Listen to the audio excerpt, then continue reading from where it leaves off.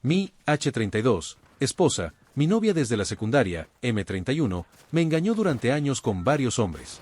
Hola a todos, soy nuevo aquí y en Reddit en general, pero encontré este subreddit después de empezar a salir con mi actual esposa, una usuaria de Reddit, hola, y ha sido revelador leer por lo que todos han pasado.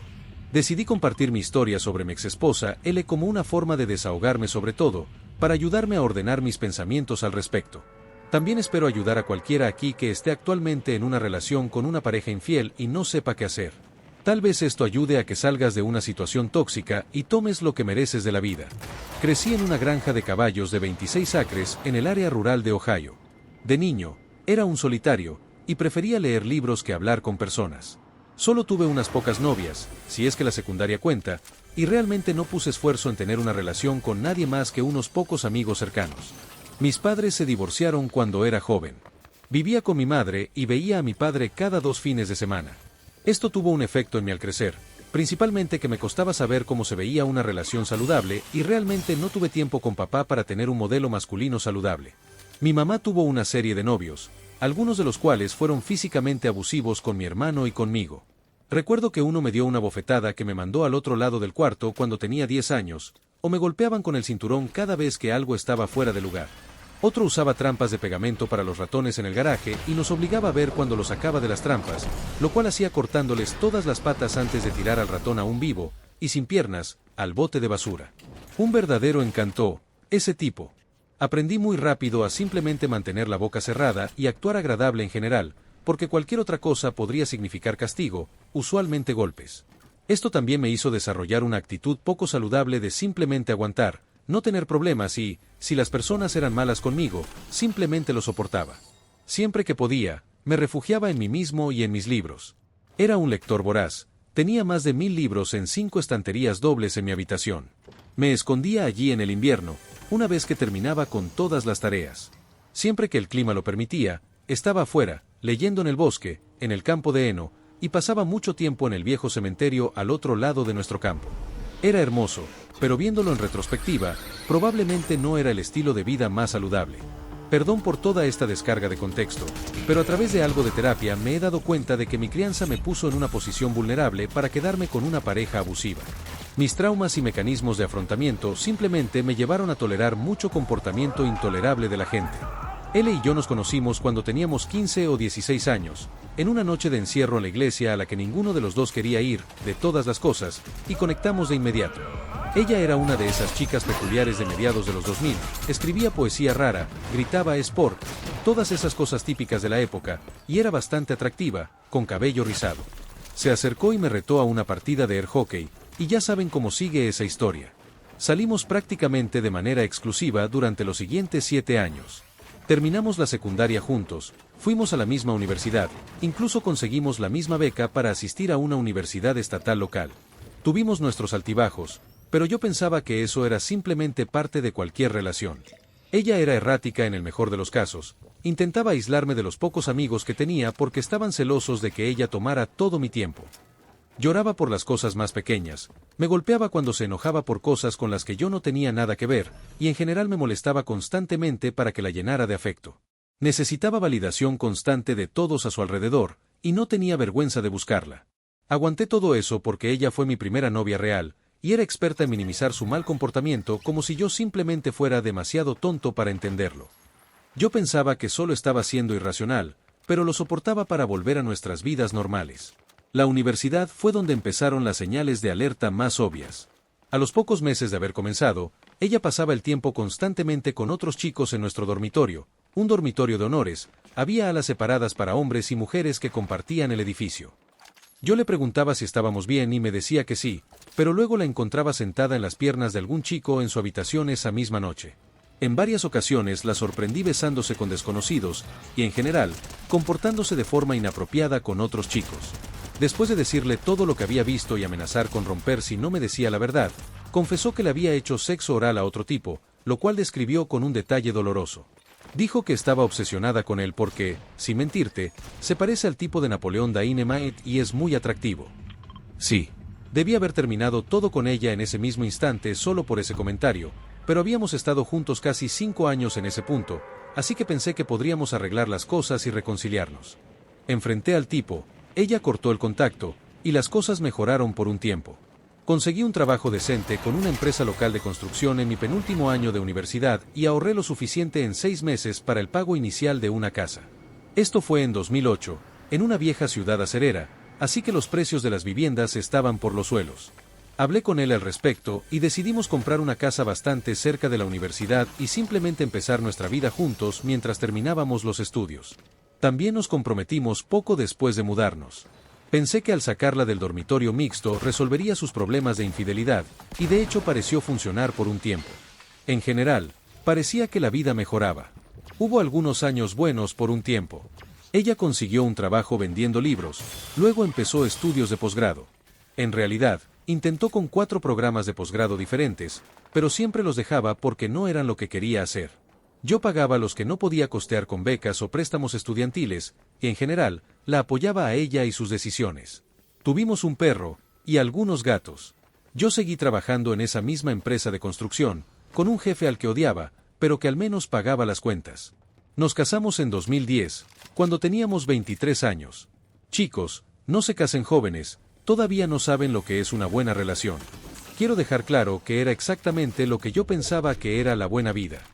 Me levantaba temprano, le daba un beso y me iba a trabajar, donde de vez en cuando me reprendían por no leerle la mente a mi jefe.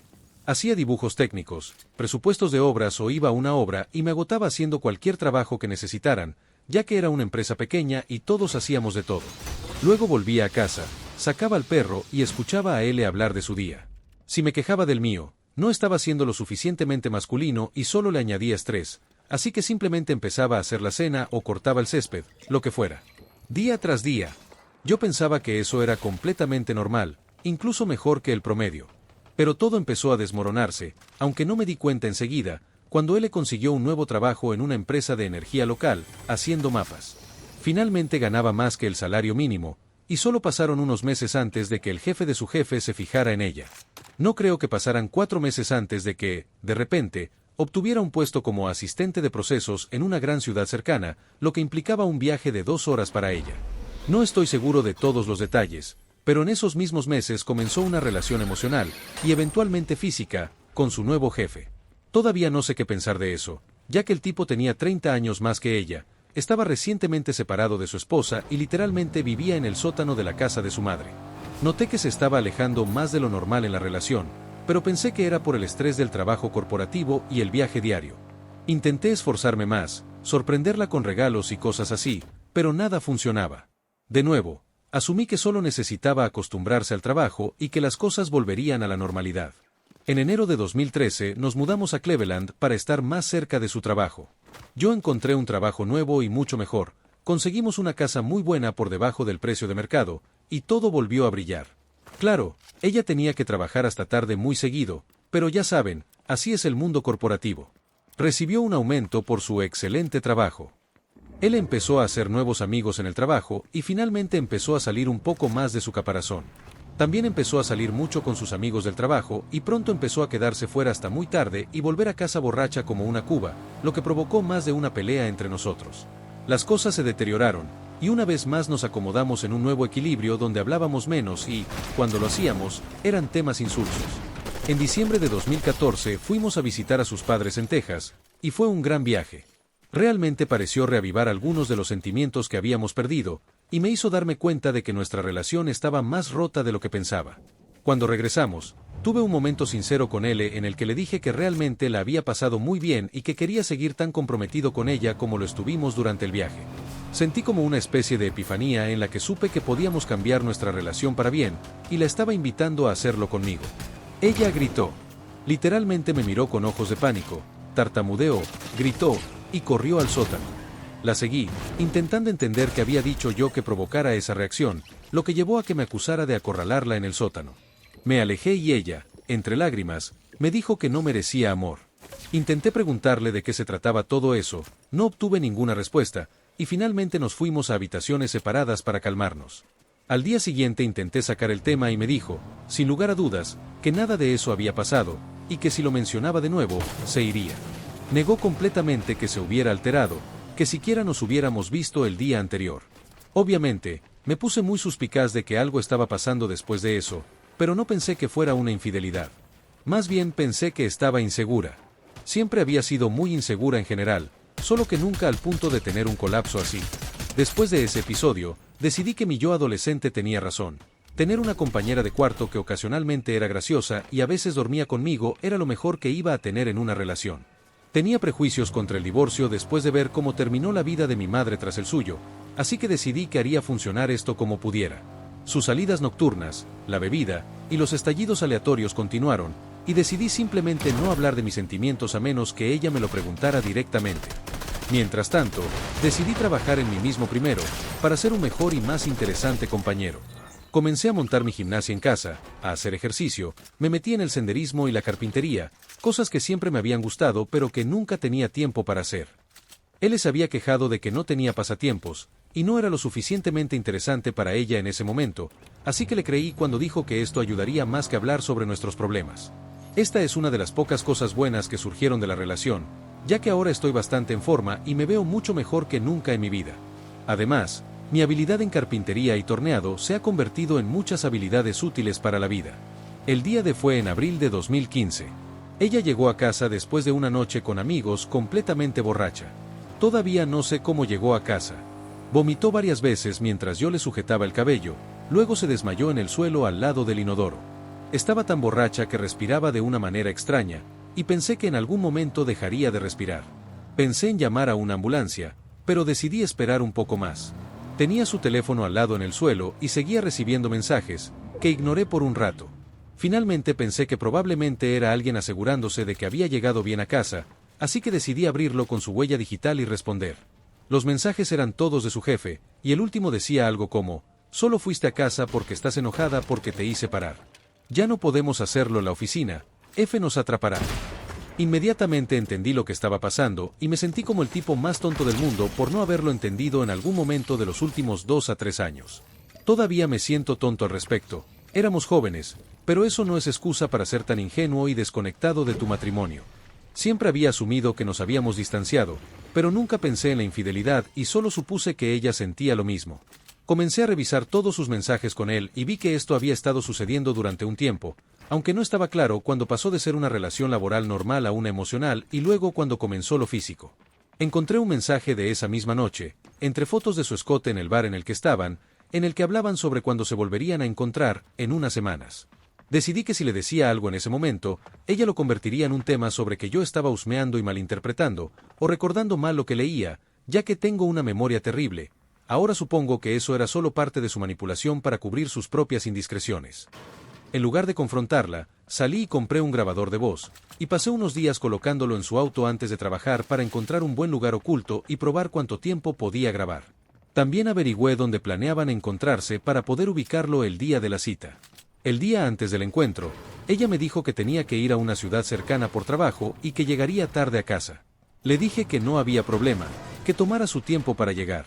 Por dentro estaba lleno de nervios, pero aparentemente logré mantener la calma lo suficiente como para que no sospechara.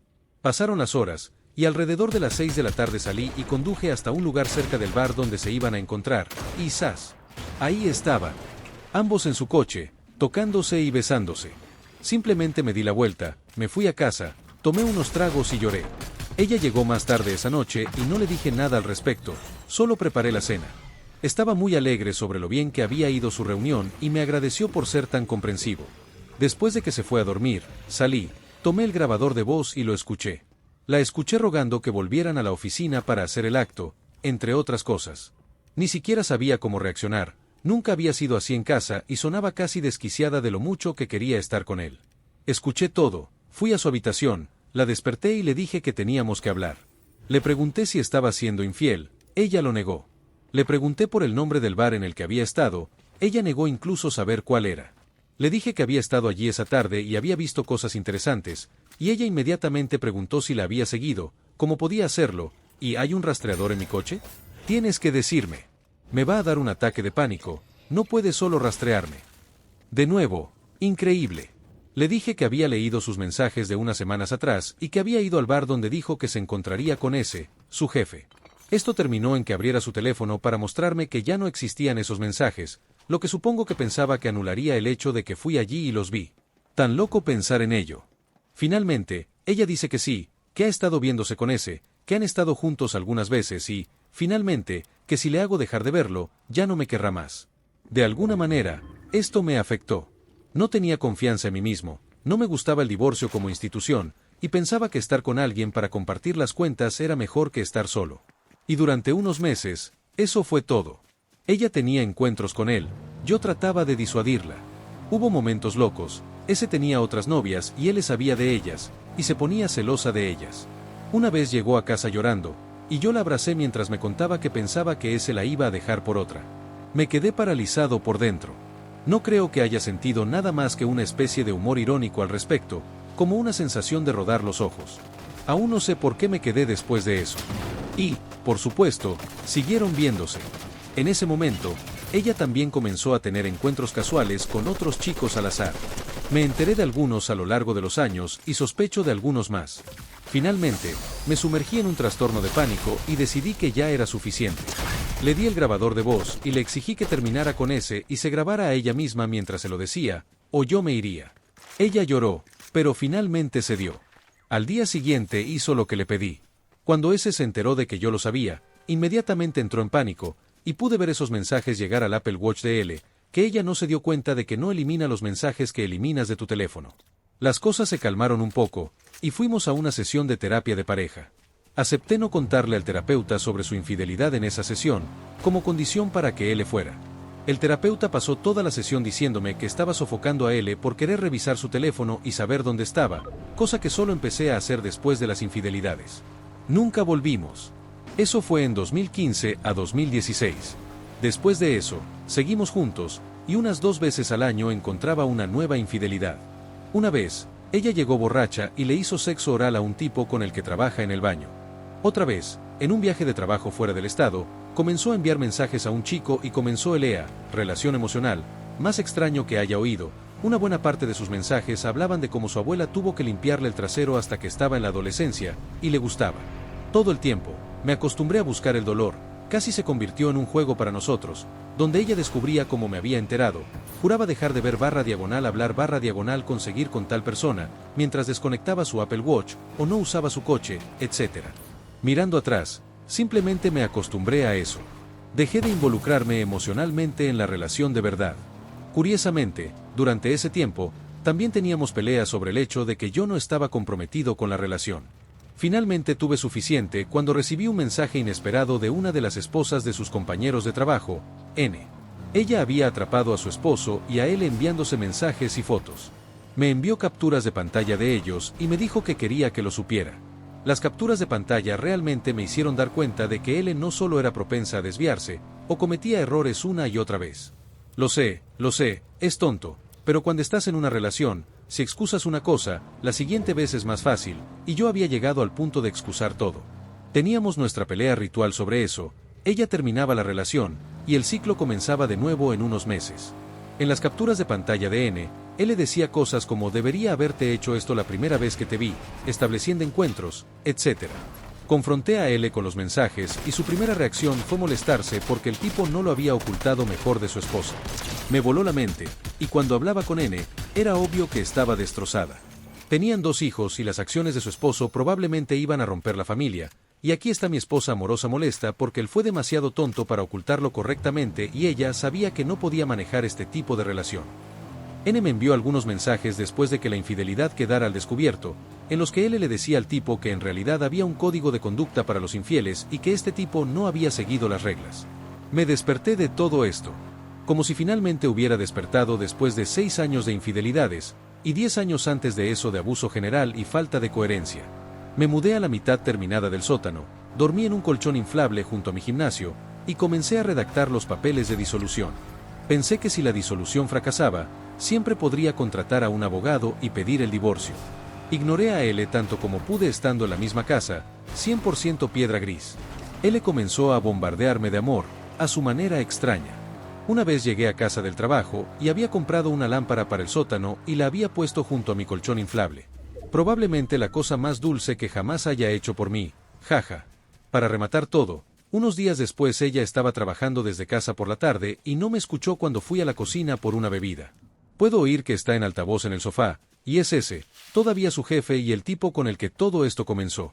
Lo escucho preguntar si está sola, y ella dice que sí. Pienso, ¿en serio? ¿En serio? Ahora, mientras estoy preparando la disolución, en la misma casa, ella va a consentir a este tipo. Me acerco sigilosamente y escucho. Él comienza a hablar sobre cómo nunca lo ha hecho en un coche en un lavado de autos automatizado, y piensa que eso sería divertido. WTF. ¿De dónde saca ella a estos tipos? Simplemente entro, me pongo detrás de su cabeza en el sofá, grito, «Hola S. Qué bueno escucharte». Él salta y casi cae del sofá, se cuelga inmediatamente, y yo me río y me voy a poner los zapatos. Él le grita, «Eso fue grosero». Me río otra vez y me pongo el abrigo. Él le pregunta a dónde voy, le digo fuera. Debí haberlo dicho de una manera en que finalmente entendiera que ya hemos terminado, que ya estábamos terminados, y ahora solo lo estaba cerrando. Ella corre hacia mí y bloquea la puerta. Le digo que se mueva y pone una sonrisa rara en su cara, aún la recuerdo. Como si todo esto fuera un juego, que si bloquea la puerta entonces yo tendría que quedarme y seguiríamos casados, que su plan para mantenerme bloqueando físicamente la puerta no tiene ninguna posibilidad de fallar y que ahora estoy atrapado. La tomé por los hombros, la levanté y la moví. Solo unos pocos centímetros del suelo, la aparté suavemente al lado de la puerta, y luego la dejé de nuevo en sus pies.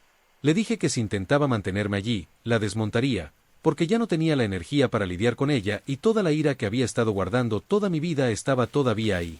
Nunca la había tocado violentamente, y aún no lo he hecho, pero fue lo más cerca que estuve. Me fui a uno de mis bares locales favoritos, pasé el rato con amigos que había hecho en los últimos años. Le envié un mensaje a él diciéndole que sabía que tenía otro viaje de trabajo la próxima semana, y que cuando regresara ya no sería bienvenida en la casa. Afortunadamente, nunca regresó. Se mudó con un chico con el que había estado viéndose allá, donde ambos vivían en el comedor de su hermano, ya que el chico estaba desempleado y vivía con su hermano. Nuevamente, joyas. Su vida de infidelidades era una mina de gemas regular. Solo la vi unas pocas veces después de eso. Firmó los papeles que le envié con casi ningún cambio. Usé la amenaza de que su empresa despediría tanto a ella como a su jefe si les contaba sobre la relación que había mantenido, si intentaba ser difícil, lo que me consiguió la casa, mi coche y menos de la mitad de los más de $20,000 de deuda en tarjetas de crédito que no sabía que había acumulado. También ninguno de mis fondos de jubilación fue tocado, lo cual es una bendición. Ella regresó a Ohio para firmar los papeles en diciembre de 2019 y trajo a su nuevo chico, lo cual fue tan incómodo como podrías imaginar. El nuevo chico parecía pensar que yo era el culpable del divorcio por ser abusivo, y estuvo allí en caso de que me pusiera violento. Nuevamente, nunca la había lastimado, y eso incluye cuando ella se ponía violenta conmigo. Simplemente la inmovilizaba por los brazos y esperaba a que dejara de intentar pegarme. Nunca le conté que me había engañado, porque estoy bastante seguro de que él era uno de los chicos con los que lo hizo, así que pienso que ya lo sabe. La otra vez que regresó fue por sus cosas que aún quedaban en la casa, mientras la veía empacar. Habían pasado unos meses. Me dijo que había conseguido un nuevo apartamento, y que el nuevo chico se había mudado sin preguntarle. Ella se dio cuenta cuando la estaba ayudando a mudarse y puso la urna con su papá muerto sobre la mesa. Me dio una mirada rara, de ayúdame y simplemente me reí. Después de eso no la volví a ver. Una semana después del divorcio, una chica se me acercó en un concierto y me dio su número, luego otra vez en un evento local. En un mes estaba saliendo activamente con 4 personas, todas ellas mejores que él en todos los aspectos. Mi amigo dijo que tenía esa vibra de nuevo en el mercado, jaja. Estaba feliz por primera vez en mucho tiempo, y eso facilitaba que me atrajeran personas. Me calmé un poco con las citas, aunque tuve algunas novias. Me concentré más en mi rutina de ejercicio.